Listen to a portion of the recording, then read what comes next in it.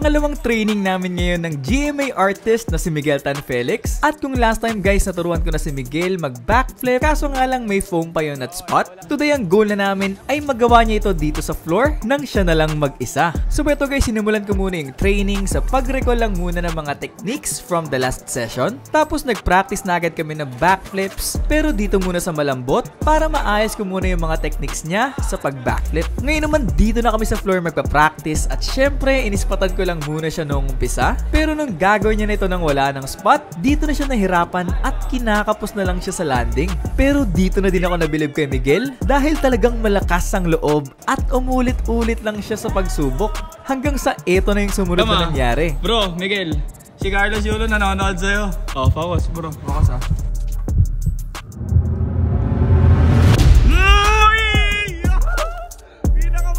Anong masahe mo doon? 10 yan. 10! Grabe guys, second session lang ay talagang natuto si Miguel mag backflip from zero experience. At kung gusto mo din matuto, message mo lang ako dito.